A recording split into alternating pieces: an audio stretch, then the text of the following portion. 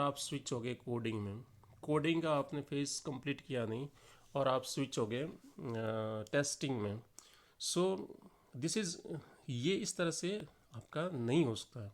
इसके लिए आपको जो फर्स्ट फेज है requirement gathering and data analysis, वो फेज कंप्लीट होने के बाद ही आप नेक्स्ट वाला जो फेज है डिज़ाइन वाला, तो उसमें हम स्विच कर सकते हो। फिर आपका डिज़ाइन वाला पार्ट कंप्लीट हो जाएगा, उसके बाद में आप कोडिंग में जा सकते हैं और कोडिंग के बाद आप टेस्टिंग में जाओगे। तो इस तरह से phase by sequential, phase by phase manner you can go, ठीक है ना। आप एक फेज़ कंप्लीट होने के बाद दूसरे फेज़ में जा सकते हो, दूसरा कंप्लीट होने के बाद तीसरे फेज़ में जा सकते हो। तो आप ऐसे सीक्वेंसली चलोगे, तो दिस इज़ इम्पोर्टेंट। और एक आपका यहाँ से है कि waterfall model is earliest SDS, यानी कि सबसे शुरुआती मॉडल था वो यही था।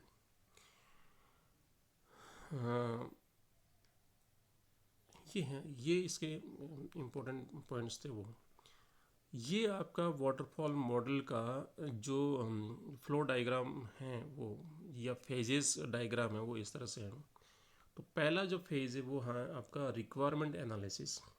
रिक्वायरमेंट एनालिसिस ये फेज़ है, ये बहुत ही इम्पोर्टेंट फेज़ होता है सॉफ्टवेयर डेवलपमेंट लाइफ साइकिल के अंदर। किसी भी मॉडल को आप फॉलो कर लो, ये स्टेप आपके सारे मॉडल्स में रहेगा। And it is very important कि ये जो शुरुआती स्टेप हैं यही तय करेगा आपके नेक्स्ट वाले जितने भी फेज हैं, वो सारे का सारे डिपेंड रहेंगे आपके रिक्वायरमेंट एनालिसिस। रिक्वायरमेंट एनालिसिस का मतलब है कि जो यूज़र या कस्टमर जिस तरह का मॉडल डेवलप कराना चाह रहा है उसको प्रॉपरली डेवलपर समझे और कस्टमर को भी प्रॉपरली कन्वे हो जाए। इसमें सारी जितनी भी रिक्वायरमेंट हैं वो वेल अंडरस्टैंडेबल हो जाए। तो ये जो फेज़ है इट इज़ वेरी टेक्निकल है, फिर जितनी भी फिजिबिलिटी है टेक्निकल है, अब इकोनॉमिक फिजिबिलिटी है ये, और यूज़र रिक्वायरमेंट्स हैं, ये सारी के सारी जो चीज़ें हैं वो आपके रिक्वायरमेंट एनालिसिस के अंदर आएगी। और ये बहुत ही ज़रूरी है कि इस वाले फेज़ में, जो शुरुआती फेज़ में है, ज़्यादा टाइम लगता है। उसके बाद में जो फेजेस हैं, क्योंकि ये equally important for the developer end user और कस्टमर। इसके बाद वाले जो फेज़ है, जैसे डिज़ाइन फेज़ हो गया, आपका कोडिंग वाला फेज़ हो गया, टेस्टिंग वाला फेज़ हो गया, तो ये ज़्यादा आपके कस्टमर ओरिएंटेड नहीं है, बल्कि वो आपके ज़्यादा डेवलपर ओरिएंटेड है। लेकिन जब आप रिक्वायरमेंट एनालिसिस करोगे, वो equally important for the your customer end developer.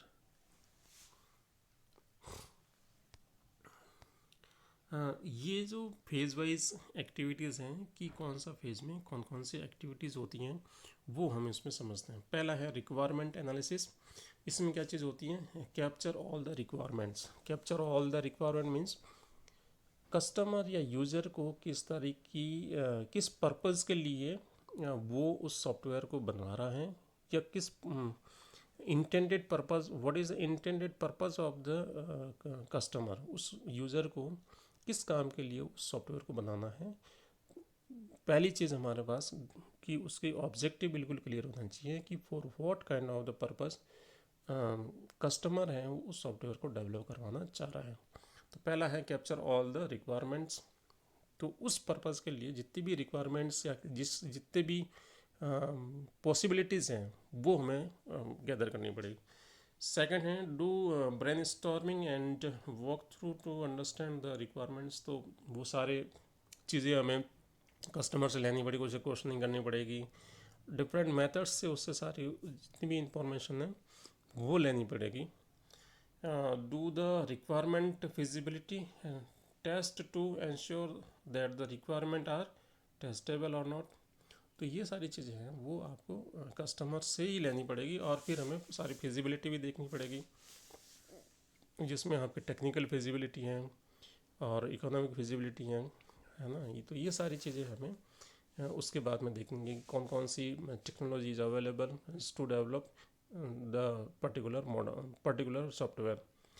तो डिज़ायरेबल हमें क्या रहेगा? रिक्वायरमेंट रिक्वायरमेंट्स रहेगी, अंडरस्टैंडिंग रहेंगे, requirement understanding document, RUD। So ये जो क्या ज़रूरत है उसको समझना और उसका पूरा डॉक्यूमेंटेशन करना, ये हमारे रिक्वायरमेंट एनालिसिस का एक पार्ट रहेगा। उसके बाद में है सिस्टम डिज़ाइन। तो as per the requirement create the design, capture the hardware software requirements, document the design. तो ये सारी चीज़ें हैं वो आपके सिस्टम डिज़ाइन के अंदर रहेंगी कि डेटा फ्लो किस तरह से रहेगा, है ना। तो ये सारी जो चीज़ें हैं आपके जो सिस्टम डिज़ाइन की, ये भी बहुत इंपॉर्टेंट फेज है जो मोस्टली यानी कि आपका डेवलपर पार्ट की तरफ रहेगा। तो ये जब आपकी एक बार रिक्वायरमेंट एनालिसिस हो जाएगी, उसके बेस के ऊपर आप एक क्या करोगे, उसके सिस्टम का डिज़ाइन डेवलप करेंगे। और वो जो डिलीवरेबल्स क्या रहेगा इसमें, high level design document and low level design document रहेंगे। थर्ड वन ये है आपका implementation as per the design, create the programs या code, integrate the code for the next phase और unit testing of the code. और deliverables क्या रहेगा, programs, unit test cases and the results. तो design आपके बनने के बाद आप क्या करोगे कि उसके अकॉर्डिंग, डिज़ाइन के अकॉर्डिंग आप सारी जो कोडिंग है वो आप करोगे, यूनिट टेस्टिंग आप इसमें करोगे और उसके बाद में आप नेक्स्ट वाले फेज में मूव करोगे। नेक्स्ट वाला फेज है system testing. Integrate the unit tested code and test it to make sure if it works as expected. तो जितनी यूनिट टेस्टिंग हो गई उसको सारा को इंटीग्रेट करना है, ओके। उसके बाद मॉड्यूल टेस्टिंग होगी, सिस्टम टेस्टिंग होगी, perform all the testing activities, सारी testing activities functional and non functional to make sure that the system meets the requirements. ये हमें इंश्योर करना पड़ेगा कि सारी टेस्टिंग होने के बाद आपका जो प्रोडक्ट है वो वेल फंक्शनिंग में है।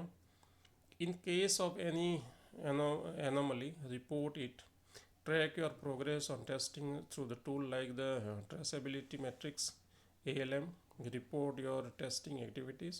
So these all the activities आपके सिस्टम टेस्टिंग में रहेगी।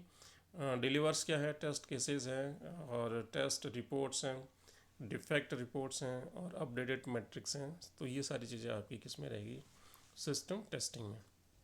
इसके बाद में नेक्स्ट वन है system deployment. Make sure the environment is up, make sure that there are no defect open, make sure that the test exist criteria are met, deploy the application in the respective environment, perform a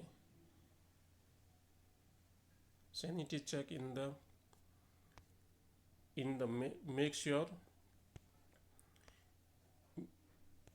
okay. So deliverable इसमें क्या रहेगा, user manual है, environment definition है। So ये सारी चीज़ें किसमें रहेगी, आपके सिस्टम डिप्लॉयमेंट में। इसके बाद में है system maintenance. So make sure the application is up and running in the respective environment, increase user encounters and defect, make sure to note and fix the issue faced. अगर कोई इसी तरह कोई इशू आता है तो उसको फिक्स करना। Increase in case any issue is fixed, the updated code is deployed in the environment. The application is always enhanced to incorporate more features, updates the environment with the latest features. और deliverables क्या रहेंगे, user manual, list of production tickets, list of the new features implemented. So these all are the phases of the waterfall model. और उन सारे phase में क्या क्या activities होगी वो सारी की सारी हमने इसमें एक एक करके सारी की सारी हमने डिस्कस की है। इसको हम कहाँ यूज़ कर सकते हैं, जहाँ requirements are very well known हो, यानी कि जहाँ रिक्वायरमेंट पहले से पूरी तरह से क्लियर हो, स्टेबल हो, प्रोडक्ट डेफिनेशन स्टेबल हो, टेक्नोलॉजी वेल अंडरस्टूड हो, new version of an existing product का भी बना सकते हैं हम, porting an existing product to a new platform, उसके लिए बता सकते हैं। और सबसे बड़ी बात है कि an project is a simple and small होना चाहिए। जो प्रोजेक्ट हैं वो सिंपल और सबसे पहले ये स्मॉल एप्लीकेशन के लिए बनाया जाता है, कॉम्प्लेक्स एप्लीकेशन के लिए नहीं ये मॉडल है वो अप्रोप्रिएट है। रिजल्ट आर वेल डॉक्यूमेंटेड, ठीक है, लेकिन इसमें जो डिफ़िकल्टी वो है कि आप difficult to go back the phases, ये इसकी डिफ़िकल्टीज है। So these all are the simple and easy to understand and use. For a smaller project, the waterfall model works well and yield the appropriate results. Since the phases are easy and precise, one phase is done one at a time. It is easy to maintain. The entry and exit criteria are well defined, so it is easy and systematic to proceed with quality. Results are well documented. तो MCQ type के जो question आएंगे उसमें इसमें से किसी भी तरह का पूछ सकते हैं कि ये कॉम्प्लेक्स मॉडल के लिए यूज़ कर सकते हैं, तो कॉम्प्लेक्स मॉडल के लिए उसको हम यूज़ नहीं कर सकते हैं। स्मॉल एप्लीकेशन के लिए, स्मॉल प्रोजेक्ट के लिए उसको हम यूज़ करेंगे।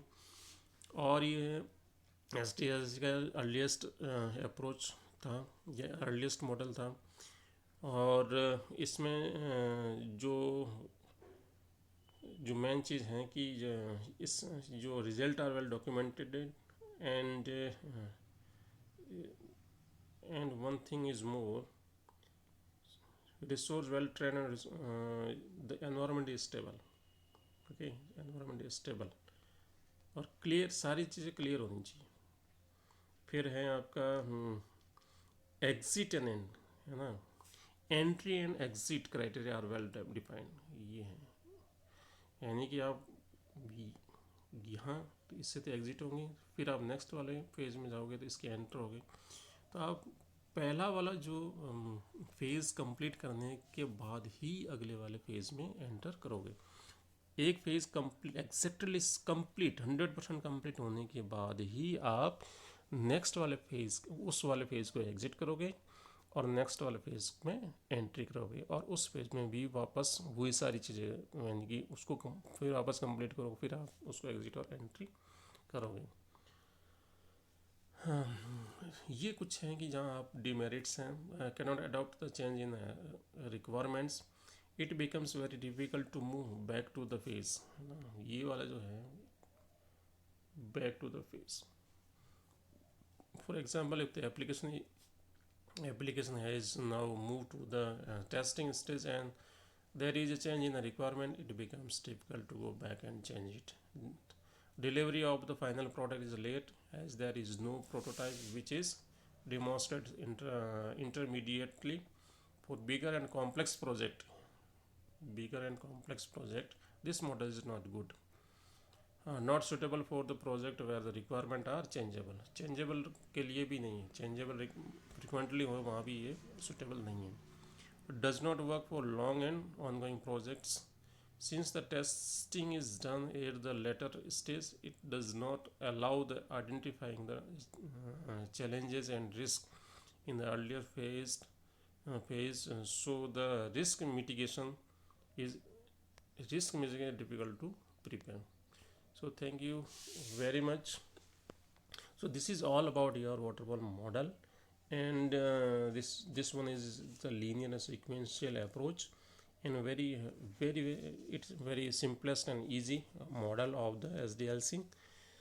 तो आप इसके जितने भी डिस्क्रिप्टिव टाइप ऑफ क्वेश्चन आए या MCQ टाइप में आए, तो इससे संबंधित कोई भी सवाल है वो आप उसको प्रिपेयर कर सकते हो. Thank you for watching this video. मिलते हैं एक नए वीडियो के साथ, तब तक take care and bye bye.